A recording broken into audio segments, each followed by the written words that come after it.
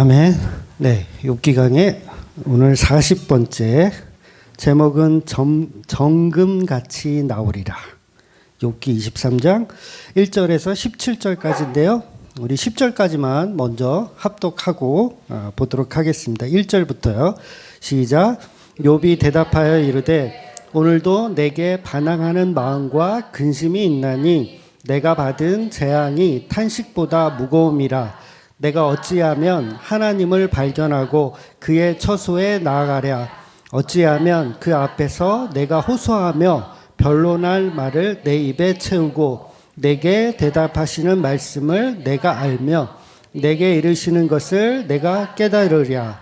그가 큰 권능을 가지시고 나와 더불어 다투시느니 아니로다. 도리어 내 말을 들으시리라. 거기서는 정직한 자가 그와 변론할 수 있은즉 내가 심판자에게 영원히 벗어나리라. 그런데 내 앞으로 가도 그가 아니 계시고 뒤로 가도 보이지 아니하며 그가 왼쪽에서 일하시나 내가 만날 수 없고 그가 오른쪽으로 돌이키시나 뵐 수가 없구나. 그러나 내가 가는 길을 그가 아시나니 그가 나를 단련하신 후에는 내가 순금같이 나오리라. 아멘. 네, 계속해서 욥기를 보고 있죠. 지난주는 엘리바스의 3라운드 마지막 대사가 끝났습니다. 이제 세 번째 바퀴가 이제 돌아가고 있는 중인데 3라운드 마지막 대사가 엘리바스의 대사가 끝났어요. 그리고 이제 이번 주하고 다음 주는 이제 욥의 그 대사를 이제 이어갑니다. 그래서 엘리바스의 주장이 뭐였냐 다시 살펴보면 하나님은 겸손한 자를 구원하신다. 겸손한 자. 그런데 엘리바스가 말한 그 겸손은 종교적인 겸손을 말하는 겁니다. 진짜 진리의 겸손이 아니에요. 다시 말해서 내가 스스로 죄를 회개하고 겸손하게 깨끗해지면 하나님은 구원해 주실 것이다. 그래서 하나님은 죄가 없는 사람을 구원해 주신다. 그러니까 죄가 있는데 그 죄를 뭐하면 회개하면 그를 구원해 주신다. 이게 종교적인 논리라는 거예요. 오전에도 그 설명을 계속 드렸죠. 그러니 엘리바스는 욥을 향해서 마음과 행동을 이제 고쳐먹고 한마디로 이제 좀 착하게 잘 살자 이렇게 고쳐먹으라고 가르치는 겁니다. 그런데 욥은 마음과 행동을 고쳐먹을 것이 있어요, 없어요? 고쳐먹을 게 없어요. 큰일 났네. 왜냐하면 욥은 엘리바스의 말처럼 뭐 고아나 과부를 괴롭힌 적이 없어요. 자신의 권세를 이용해서 약한 자의 것을 빼앗은 일도 욥은 없죠. 그러니 오늘 본문에서는 욥은 더 이상 친구들하고 대화하기가 싫은 것 같아요. 친구들과 얘기해봐야 3라운드까지 오니까 너무 지쳤어. 그러니까 얘기하고 싶지도 않아. 그래서 그 친구들에게 말하는 게 아니라 오늘은 하나님에게 나의 자신의 어떤 항변을 하나님께 이렇게 한탄하면서 이야기하는 내용들이 이제 등장을 하는 겁니다. 어차피 친구들은 자기와 이제 친구가 되어주지 않아요. 욥에게 친구가 되어주지 않아. 그러니까 철저히 버림받은 존재로 하나님께 혼자 하소연하고 있는 거예요. 그래서 이 말에 지금 내용을 보면 거의 친구들에게 말하는 게 아니라 하나님을 향해서 이렇게 혼자 독백하는 그런 형식의 이야기가 됩니다. 그래서 본문 3절 이후에 보면 그분이 계신 곳을 알 수만 있다면 내가 그분의 보좌 앞까지 가서 갈 수만 있다면 그 앞에 가서 나의 사정을 다 말하고 싶다. 그러니까 입이 닳도록 이렇고요 저렇고요. 욥이 얘기하고 싶다는 거예요. 하나님한테. 그러면 그분이 들으시고 어떻게 대답하여 주실까? 하나님도 엘리바스처럼 저 형처럼 똑같이 나를 야단치실까? 결코 그렇지 않을 것이다 라고 독백을 지금 하고 있어요. 그러니까 하나님은 나의 말을 들으시며 내 말에 귀를 기울여 주실 것이다 라고 욥은 생각하고 있는 거예요.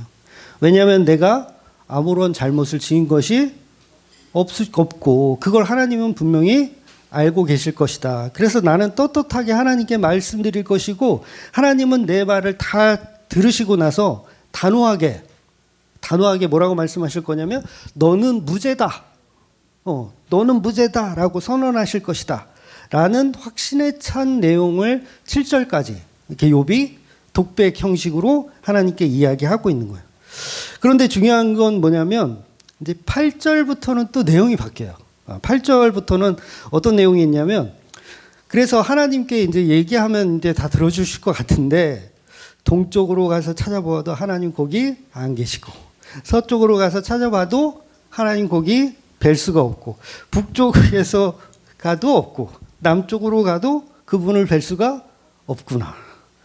그러니까 참으로 우리의 힘든 시기 좀 비슷하지 않아요? 저와 여러분도 하나님이 침묵하실 때가 너무도 많이 있죠. 도대체 왜 나에게 이런 시련과 고통을 주시는가?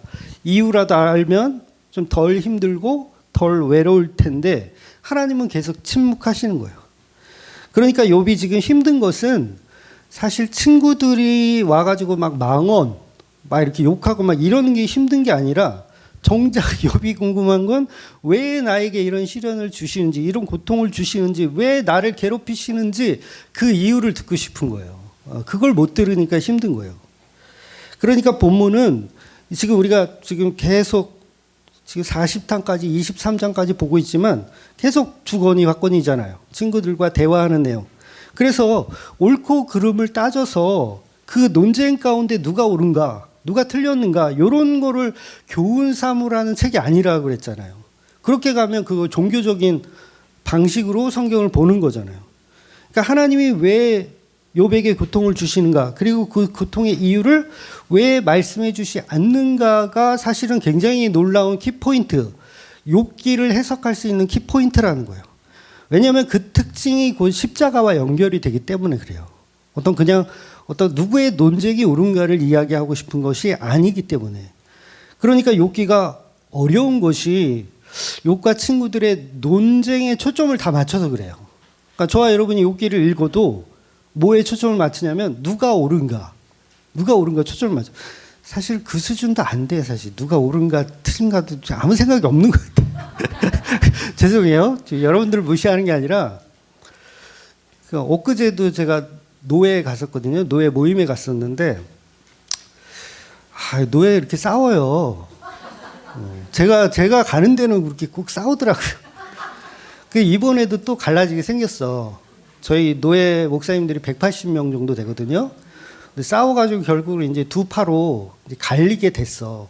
그래서 저도 이제 양쪽에서 전화가 오죠. 너는 어디로 갈래? 그래서 저는 이제 노선을 정하긴 했죠. 어디로 가겠다. 그래서 이제 어디로 가겠다고 한 그분들끼리 이제 반이 이제 가고 반이 남는 건데, 저는 가는 쪽으로 했어요. 가는 쪽으로 해서, 그래서 또 노회를 새롭게 그냥 만들기로 했어. 어디 또 들어가기도 그렇고 새롭게 만들기로 했어. 그래서 새로운 노회의 목사님들이 이제 모인 거예요. 모였어요. 그래서 이제 식사도 하면서 저기 맛있는 거 먹으면서, 근데 거기서 이건 편집해야겠다. 노회장님이 그러는 거야. 우리의 시작은 미약하였으나 내 나중은 지금 창대하리라. 그걸 한 3번이나 말씀하시더라고요. 그러니까 환장하죠. 그 얘기가 아닌데 속으로만 그 얘기. 그러니까 사실 옳고 그름을 판단하는 수준도 안 되고, 사실은 이거 어디서부터 손대야 될지 모르는 그런 상황. 그러니까 중요한 건 성경 보면서 옳고 그름 따지는 게 아니라 예수님이 어떻게 이 성경 가운데 임하셨는지 그거를 캐내야 된다는 거예요. 캐내는 거. 예.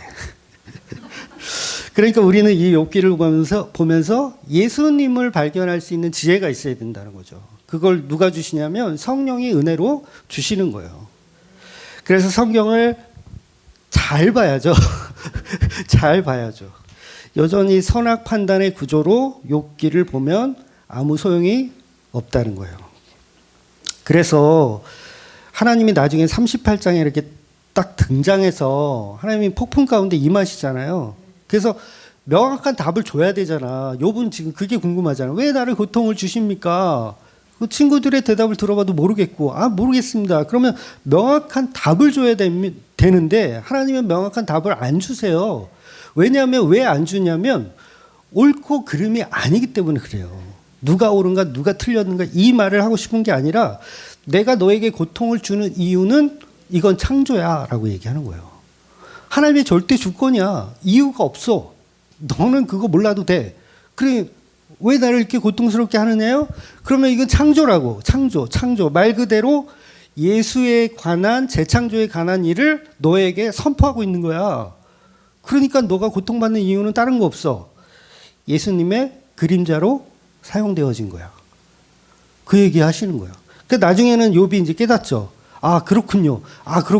그것도 모르고 내가 바보같이 행설수설했군요. 아이고, 나는 죄인이 많네요. 그러면서 죄를 뒤집어 쓰고 하나님께 회개하는 거죠.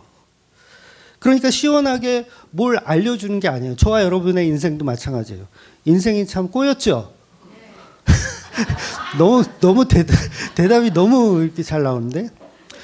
꼬인 건데 그 꼬인 이유를 질문하면 그건 번지수가 잘못된 거예요. 그냥 창조주의 일이에요. 왜 그런지 모르겠어요. 그냥 예수님을 알려주기 위한 창조주의 일. 그러니까 욥기는 인간들의 논쟁의 포인트가 있는 것이 아니라 하나님은 왜 욥을 괴롭히는가. 그리고 그 괴롭히는 이유가 예수 그리스도를 닮았기 때문인 거예요. 그 몸 가운데. 그래서 인간들은 그 논쟁에 초점을 맞추다 보니까 자꾸 보상에 관한 이야기로 본문을 이해하게 돼요. 보상. 고난받으니까 뭐가 있어야 돼? 보상이 있어야 되잖아요. 그러니까 성경 보면서 아, 고난받아? 욥 고난받아? 그러면 보상. 그러니까 우리가 방금 읽은 10절은 아주 교인들에게 아주 유명한 말씀이죠. 10절을 읽어드리면 그러나 내가 가는 길은 그가 아시나니 그가 나를 단련하신 후에는 내가 순금같이 나오리라. 옛날 버전은 정금같이 나오리라. 아마 표구로 만들어서 걸어놓은 교회도 있을 거예요. 각자 가정에도 있고. 그래서 오늘날 교회들이 이 말씀을 자신이 당하는 고통으로 적용해서 아무리 힘들고 험한 일이 닥칠지라도 내가 가는 길을 하나님이 아시니까 그 길을 통과한 후에는 반드시 정금같이 나오리라 라고 하는 해석을 하기를 좋아하고 그걸 적용하기를 좋아하더라는 거예요. 삶에 용기를 주는 말씀. 그래서 삶에 용기를 주는 말씀 뭐예요? 종교인 거예요. 종교. 삶의 용기. 그래서 친구들이 아무리 고통을 주고 괴롭게 해도 잘 견뎌라. 그러면 반드시 정금같이 나오리라. 교회 다닌다고 여러분 핍박을 받으십니까? 그래도 참고 견디면 정금같이 나올 것입니다. 광신도라고 손가락질 받아도 전 재산을 바치세요. 그 고난이 있어도 정금같이 나올 것입니다. 반드시 좋은 날이 온다 안 온다? 온다. 그래서 지성이면 감천이라는 말로 본문을 사용하기를 좋아하더라는 거예요. 물론 교회된 우리가 그렇게 고난 가운데 정금같이 나온다는 해석이 막 완전히 틀렸다라고 할 수는 없겠지만 본문의 이 방향성은 그런 방향성이 아니라는 거예요. 중요한 건 뭐냐면 본문이 먼저 욥이라고 하는 그리스도가 고백하는 이 사실인데 욥은 지금 복음을 알고 있습니까? 모르고 있습니까? 모르고 있어요. 모르고 있는 상태에서 하는 이야기예요. 그러면 모르고 있는 상태에서 하는 이야기라면 빌다시 말한 내 시작은 미약하였으나 내 나중은 창대하리라. 이거 그대로 문자적으로 해석하면 안 되죠. 왜? 빌다시 복음도 모르는 상태에서 짓거린 말이에요. 그러면 본문 10절도 뭐냐면 욥이 복음을 모르는 상태에서 그냥 자기 상황에 맞춰서 짓거린 말일 뿐이라는 거예요. 잘 이해하셔야 돼요. 그리스도의 십자가 일로 해석하지 않더라는 거예요. 그래서 욥은 그리스도의 십자가로 해석해서 이 말씀을 하는 건가요? 아니에요. 자기 고통이에요. 그냥 나 힘들어. 근데 하나님은 선하신 분이니까 반드시 나를 정금같이 나오게 할 것이야 라고 적용을 하더라는 거예요. 그런데 모든 성경은 예수님으로 풀지 않으면, 예수님으로 적용하지 않으면 그냥 종교가 되어버리는 거예요. 그러니까 복음 없는 스님들도 본문을 가지고 설교를 해요. 설법을. 험한 세상 살지만 착하고 정직하게 견디며 잘 살면 욥과 같이 장차올 영광으로 바뀌게 될 것입니다. 정금같이 거룩하게 될 것입니다. 라고 스님들도 설법을 하더라는 거예요. 성경을 가지고. 그러나 본문은 그런 이야기를 하는 것이 아니라 예수님께서 십자가에 고통당하시며 죽어가시는 그 예수님의 입에서 나오는 그 연단과 십자가의 고통에 관해서 설명하고 있는 거예요.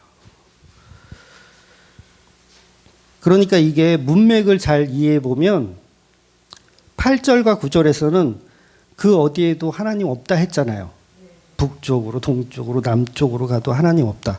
그래 놓고 10절 가서는 내가 가는 길을 하나님께서 아시나니 이러죠. 앞뒤가 맞아요, 안 맞아요? 아니, 없다 그랬잖아. 분명히 동쪽, 동서남북 없다고 해놓고 10절 가서는 하나님이 아시나니 그가 나를 정금같이 나오게 한대요. 앞뒤가 맞지 않아요. 그러니까 보통 목사님들은 10절의 말씀은 설교를 해. 그렇잖아요. 정금같이 나올 것입니다. 우리의 고통 가운데 있지만 정금같이 나올 것입니다. 요 설교를 하시지만 8절 9절은 설교를 안 한다고요. 동쪽으로 가도 하나님 없을 것이며 서쪽으로 가도 하나님 없을 것이며 이런 젠장 어디를 가도 없어요. 클라세우린 이렇게 하고 설교하는 목사님이 있어요? 없잖아요. 근데 성경은 두 개 다 봐야 되죠. 한쪽만 보면 안 되잖아요. 그러니까 예레미야 얘기도 지난주에 드렸지만 33장 3절은 너는 내게 부르짖으라. 내가 내게 응답하겠고 크고 은밀한 일을 보여주리라. 라는 설교는 목사님들이 많이 하지만 7장에 나오는 너는 기도하지 마라. 라는 설교는 안 하시더라는 거예요. 본문의 욥이 복음적으로 예수님을 해석한다고 해도 욥은요, 고난의 속죄물을 그림자 삼고 있는 거예요. 그러니까 예수님은요, 십자가의 뭐예요? 제물이에요. 십자가의 제물. 그 제물은 고난을 의미합니다. 제물은 제단에서 죽어요? 아니면 다 태워져서 죽어요? 아니면 거기서 살아나요? 죽는 거예요. 태워서 죽는 거. 제물이 태워지는 존재. 그러니까 정금같이 나오는 존재가 있어요, 없어요? 없어요. 이거 착각하시면 안 돼요. 제단이 있고 이 제단에 제물이 바쳐지잖아요. 그럼 이 제물은 100% 쓰레기가 되는 거예요. 태워지고 이제 재만 남으면 그거 다 긁어다가 버리는 거예요. 갖다 버리는 거예요. 재통에 갖다 버리는 거예요. 그런데 번제를 드리면서 아, 이 번제가 잘 타는구나. 아, 이게 다 타고 나면 이제 정금이 나오겠지. 아싸, 정금. 아, 이렇게 기대하는 사람이 있어요, 없어요? 없잖아요. 그러니까 본문 해석을 다 엉터리로 하는 거야. 왜? 정금같이 나온다니 좋은 거니까 그것만 사람들은 갖고 싶은 거야. 지금 욥은 아직 복음을 모르기 때문에 자신이 예수 그리스도라는 예표라는 걸 전혀 모릅니다.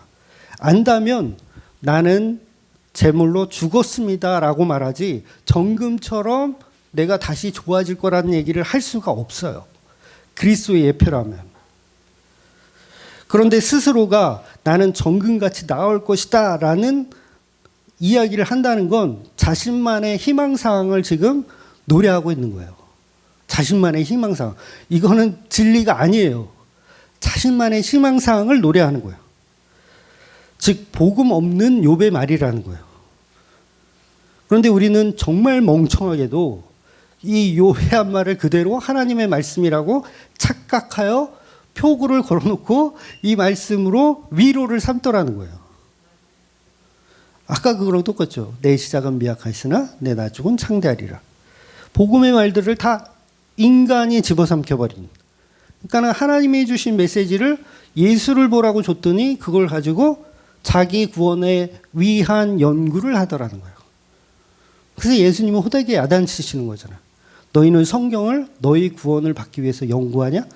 이 성경은 나에 대해서 이야기하는 것이다. 중요한 것은 욥은 고난받고 있는 십자가를 증거하고 있다는 거예요. 여러분 십자가는 오해하시면 안 돼요. 정금으로 나오는 게 아닙니다. 십자가는 철저한 버림받음, 철저한 죽음, 완벽한 끝장. 이게 이해가 되셔야 돼요.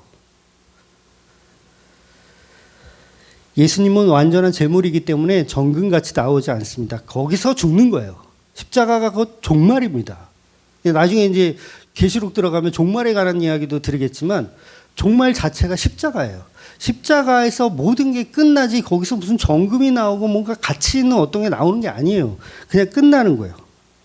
그런데 우리는 거기에다가 자꾸 뭘 부각시키냐면 정금을 부각시키는 거예요. 예수님의 십자가로 얻어지는 구원에만 관심이 있죠. 그래서 구원은 그 정금이다 그러면서 그게 인간의 알량한 사고라는 거죠. 왜냐하면 우리는 우리의 가치를 버릴 수가 없어요. 제사를 드려도 그 제물의 가치를 버릴 수 있어요, 없어요? 없어요. 꼭 요거 드리면 정금으로 내게 돌아오겠지예요. 예배 잘 드리면 하나님이 복을 주시겠지. 내가 하나님 일 열심히 하면 하나님이 내 일을 도와주시겠지. 전부 그런 해석들.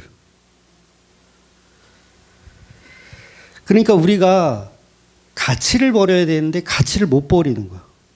자신이 무능하고 성실하지 못해서 가난한 거를 고난으로 여겨요.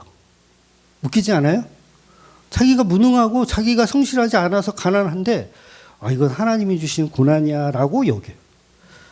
그래 놓고 하나님이 나중에 정금같이 또 이렇게 회복시켜 주실 거라는 희망을 품죠. 믿음이 되게 좋은 것 같은데 그게 어떤 믿음이에요? 종교적 믿음인 거예요.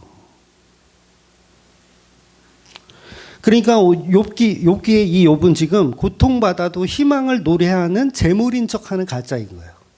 자기가 재물인 척하는 가짜. 고난을 당해도 하나님 위로와 건지심으로 우리를 구원해 주실 거다라는 믿음을 갖고 있는 종교인들. 십자가를 지는 척하면서 뭐예요? 부활을 꿈꾸고 있는 그런 가짜들. 십자가만 끝나면 곧 천국이 올 것이다 라고 생각하는 가짜들. 그래서 이 땅에 우리가 살고 있기 때문에 저와 여러분은 늘 답이 없는 거예요. 십자가를 보면 지성이면 감천을 떠올려요. 여기서 끝나지 않지. 고난에서 끝나지 않지. 반드시 정금같이 나오겠다. 보상을 꿈꿔요. 십자가에 죽으면 또 어떤 보상이 있어요? 부활의 영광이라는 보상을 또 노리죠. 그러나 예수님은 십자가에서 완전한 버림받음, 완전한 제물로 티끌로 먼지로 사라지는 거예요. 그래서 십자가상 7원은요, 예수님이 이제 십자가상에서 7마디를 하시거든요. 그걸 7원이라고 하는데 여기에는 엄청난 복음의 의미들이 사실은 숨어져 있어요. 뭐 이게 너무 이게 굉장히 심오해서 설명을 다 드릴 수는 없지만 인간들은 흉내낼 수 없는 진리가 그 말씀 속에 들어 있습니다. 생각해 보세요. 예수님이 곧 부활하실 거야. 예수님도 말씀하셨잖아요. 나는 곧 부활할 거다. 말씀하셨어요. 그래서 십자가에 죽기 전에 십자가 상에서 곧 부활하실 거면 자기 어머니 마리아에게, 요한에게 내 어머니를 부탁한다. 이런 말 하실 필요가 있어요, 없어요? 없어요. 부활하시고 나서 얘기하셔도 돼요. 시간 많아요. 한 40일 정도 시간 많거든요. 근데 굳이 십자가에서 내 어머니를 부탁한다라는 표현을 한다는 건 예수님으로서는 십자가가 종말인 거예요. 이제 끝이다. 나는 이제 완전한 죽음으로 들어간다예요. 그래서 마지막까지 교회를 부탁하고 있는 거예요. 그래서 예수님은 스스로 십자가라는 완전한 저주로 들어가시는 것이지 곧 부활할 것이라는 이런 꼼수를 가지고 십자가에 매달리신 것이 아니에요. 그렇게 보는 종자들이 영지주의 이단이라고 하는 거예요. 예수님은 고통도 없으면서 고통당하는 척 십자가에서 연기를 하셨다. 그러나 예수님은 철저하게 종말을 경험하시는 것입니다. 잠시 후 부활할 것이다라는 생각이 아닌 완전한 죽음, 완전한 버림받음. 그래서 예수님 십자가 상에서 또 한 말씀 하시죠. 나의 하나님, 나의 하나님, 어찌하여 나를 버리셨나이까. 아니 곧 부활해 주실 건데 왜 그런 말씀하세요? 곧 넌 잠깐 죽어. 곧 부활해 주실 거야. 마치 이삭도 결국 안 죽잖아요. 곧 죽는 척만 하면 되는 건데, 근데 예수님의 죽음은 죽는 연기를 하는 것도 아니고 곧 부활할 거니 잠시 견디자 이것도 아닌 거예요. 그게 가상칠언에서 다 드러나는 거예요. 아, 이거는 철저한 버림받음이며 완전한 죽음이구나. 어차피 하나님이 부활해 주실 것이면 6시간만 참죠. 못 참아요, 그거? 6시간? 여러분? 아, 그래도 힘드나? 그러니까 예수님 뭘 얘기하는 거냐면 완전한 죽음을 노래하고 계신 거예요. 그래서 부활도 십자가 속 부활이라 그랬죠. 기억나세요? 제가 요한복음 때인가 말씀드린 것 같은데 부활은 반드시 십자가 속에 있는 부활이에요. 십자가가 없는 그냥 부활을 염두한 십자가는 존재하지 않아요. 오히려 부활이 없는 십자가, 그게 진짜 십자가인데 그 십자가 안에 하나님의 은혜가 개입되는 거예요. 그래서 부활이 있는 거예요. 그러니까 예수님은 그 은혜를 기대하고 죽으신 분이 아니라 그 은혜조차도 없는 철저한 버림받음으로 죽는 거예요. 그래서 재물이라고 하는 겁니다. 완전한 죽음. 재물은 어떻게 돼야 돼요? 죽어야 돼요. 태워줘야 돼요. 재물인 척하는 건 재물이 아닌 거예요.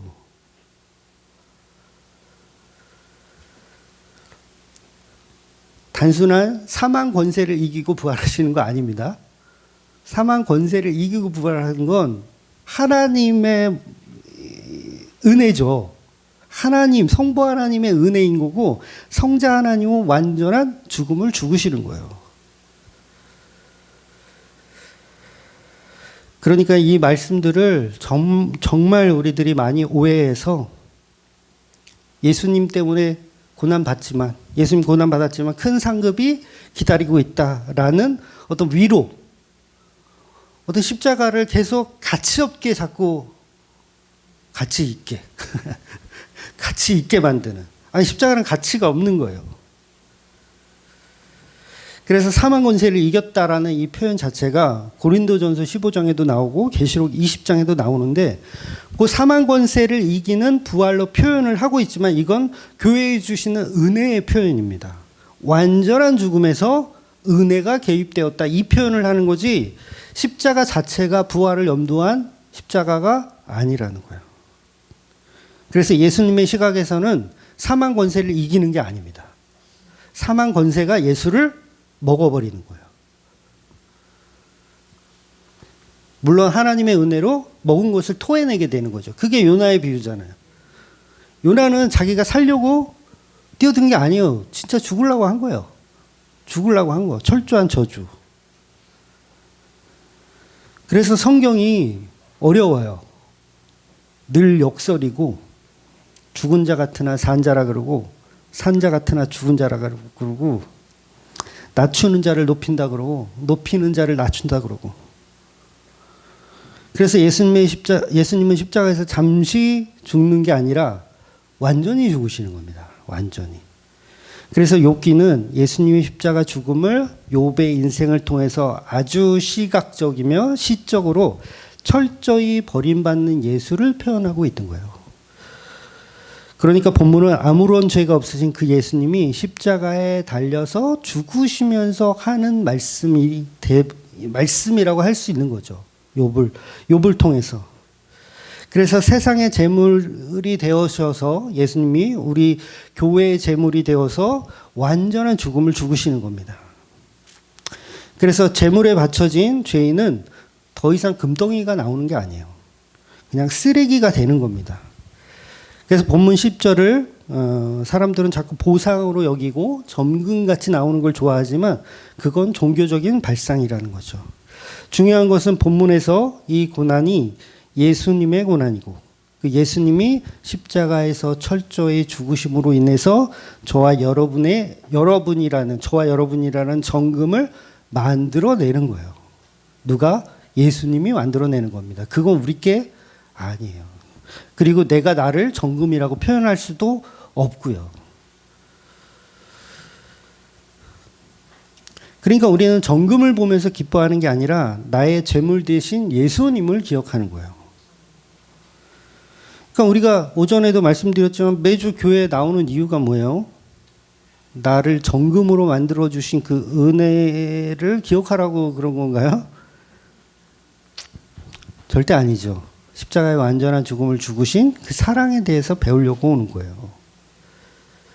그래서 성경에 보면 복음이 내 입에서는 달지만 내 배에서는 쓰다라는 표현들이 있어요. 그러니까 달았다가 썼다가 이랬다가 저랬다가. 오전에 설명드린 대로 남들이 보면 미친놈이에요. 그래서 제가 심리 분석 해보라 그랬죠. 에스겔이나 예레미야나 심리 분석 해보세요. 아마 뭐 소시오패스, 뭐 ADHD, 뭐 나르시시스트, 뭐 이런 거 다 나올 거예요. 웬만한 증상들은 다 나와요. 그래서 교회 안에 그런 분들 있죠? 네. 아니에요? 왜 아닌 척해요? 우리 다 그러잖아. 다 있어요. 다 소시오패스 기질이. 그러면 이제 그런 분들 교회 오시면 아 미친놈 한 명 더 오셨구나. 그래서 우리 삶에는 계속 매일 웃다가 매일 울다가 욥이 지금 그거 반복하는 거예요. 울었다가 웃었다가 반복하는 거. 그러니까 제정신이 아니죠. 제정신이 아니에요 지금. 그러니까 제정신 아닐 때가 많아요. 그게 또 정상이에요. 그게 또. 네. 그래서 우리 교회도 이제 재미삼아 그런 얘기 하잖아요. 우리 교회는 호위무사도 있고, 무율도 있고, 이방지도 있고, 척사강도 있고, 악어도 있고, 악어 사냥꾼도 있고. 얼마나 재밌는지 몰라요. 다 제정신이 아니라서 그래요. 아마 인터넷으로 듣는 분들은 무슨 얘기인지 잘 모르실 거예요. 우리들만 아는 그런 얘기죠. 그러니까 무슨 말이냐면 정상은 아니구나. 우리가 다 정상은 아니구나. 그러니까 욥도 지금 제정신이 아닌 거예요. 이랬다 저랬다. 하나님 없다 그랬다가 하나님 있을 거라 그랬다가 아니면 또 없다 그랬다가 나 무죄 판결 주실 거라 그랬다가 또 난 죽어 마땅한 놈이라고 했다가 그러니 계속해서 욥은 하나님께 갈 수 있는 방법을 한탄하며 자신의 과거에는 아무런 문제가 없다라고 고백을 합니다. 11절 이후 보면 내 발은 오직 그분의 발자취를 따르며 나는 하나님이 정하신 길로만 성실하게 걸어왔는데 한 번도 길을 벗어나서 방황하지 않았고 그분의 입술에서 나오는 계명을 어긴 일이 없으며 그분의 입에서 나오는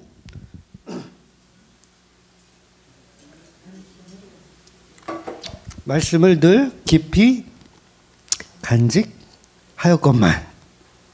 나는 떳떳하다 하는 거예요. 욥이 나는 한 점 부끄러움이 없다. 떳떳하다. 그럼 뭐예요? 13절 가면 또 딴소리를 내요. 이 제정신이 아니에요 지금 욥이. 13절을 가면 그러나 그분은 한 번 뜻을 정하면 누가 그것을 돌이킬 수 있으랴. 한 번 하려고 하신 것은 반드시 이루고 마시는데 하나님이 가지고 계신 많은 계획 가운데 나를 두고 세우신 계획이 있으면 반드시 이루고야 마시는데 나는 그분 앞에서 떨리는구나. 이런 생각을 할 때마다 나는 두렵고 떨린다. 하나님은 내 용기를 꺾으셨기 때문이고 전능하신 분께서 나를 떨게 하셨기 때문이다. 내가 무서워서 떤 것은 어둠 때문이 아니고 흑암이 나를 덮은 탓도 아니다. 그럼 뭐겠어요? 하나님의 시간을 그냥 보내고 있기 때문이라는 거예요. 하나님의 시간을. 그러니까 다음 주에 이제 24장 들어가면 이어지는 내용이거든요. 이어지는 내용인데 즉 전능하신 하나님의 일을 우리가 아무 할 말이 없다는 거예요. 전능하신 하나님이 하시는 일은 우리가 아무 할 말이 없다는 거예요. 그러니까 욥은 뭘 몰라요 지금? 복음을 모르니까 헷갈리는 거예요. 하나님 믿을게요 했다가 안 믿어요. 저 태어나게 해서 감사해요. 아니요, 안 태어나게 한 게 나을 것 같았어요. 막 이랬다가 저랬다가. 다시 말해서 욥의 친구들은 하나님이 세상의 모든 악을 심판하실 것이고 욥의 죄도 물론 심판하실 때가 이르러 너도 심판을 당할 것이라 이렇게 말하는데 욥은 그 말에는 동의하지만 그때가 하나님의 때라는 것은 그때가 언제 올지는 모른다는 거예요. 그거 하나님만 아신다는 거예요. 그러니까 악한 자가 벌을 받는다라는 말은 맞지가 않는 거예요. 왜냐하면 악한 자가 벌을 받아야 되는데 언제 벌을 받을지 모르니까 그거는 맞는 말이 아니라고 욥이 얘기하는 거예요. 아주 늦게 벌 받으면 무슨 소용이에요? 김일성을 벌 줘야 되잖아요, 하나님이. 사람 많이 죽이고 이렇게 했으니까. 김일성 좋아하시는 분 있어요? 벌 줘야 되잖아요. 근데 아직까지 뭐 딱히 벌을 받았다라는 느낌 안 들지 않으세요? 여전히 그 자녀들이 이렇게 대장 노릇하고 있으니까. 그러니까 욥의 말은 뭐냐면, 그래, 김일성이 벌 받는 게 너희들이 말하는 이치가 맞지만 아직 벌 받지 않았고 그때가 언제인지 모르기 때문에 이건 벌 받은 게 아니야. 이렇게 주장하는 거예요, 욥은. 욥이 생각보다 똑똑합니다. 그러니까 너희들이 생각하는 거, 지금 내가 고통을 당하는 거 옳지 않다라고 말하지만 다른 악한 사람들도 전부 다 그렇다라는 거예요. 언제 고통받을지 몰라. 그러니까 너희들의 말은 진리가 아니야 라고 얘기하는 거예요. 그러니 악한 자가 죽는 날까지 심판주가 있다는 사실도 모르고 그냥 죽는 경우도 많잖아요. 김일성도 심판주를 보지 못하고 그냥 죽었어요. 죽고 나서 심판주를 보셨겠지만. 그러니까 너희들이 그 날을 정할 수가 없다. 그래서 이어지는 24장은 전부 하나님이 간섭하지 않으시는 악인에 관한 이야기로 계속 마무리가 돼요. 하나님은 언젠가 악인을 벌하실 것을 알지만 그 언제라는 게 수십 년이 될지 수백 년이 될지 수천 년이 될지 모르기 때문에 너희들의 주장은 옳지가 않다. 그러니까 의미가 없다는 거죠. 의미가 없다. 그래서 욥이 말하고 싶은 건 뭐냐면, 이제 성령의 감동으로 말하고 싶은 건 십자가의 고통만 말하고 있는 거예요, 그냥. 십자가는 뭔가를 기대할 수 없는 십자가. 부활을 기대할 수 없고, 천국을 기대할 수 없고, 정금을 기대할 수 없는 십자가. 그 십자가를 누가 죽으셨다? 예수님 죽으셨어요. 그러니까 여기서 은혜가 터져야 돼, 사실은. 예수님이 우리를 위해서 죽으셨는데 그 죽음은 영원한 죽음이다, 아니면 잠시 노력하는 죽음이다? 영원한 죽음. 그거를 우리 인간들이 할 수 있냐고요? 우리 못하는 거예요.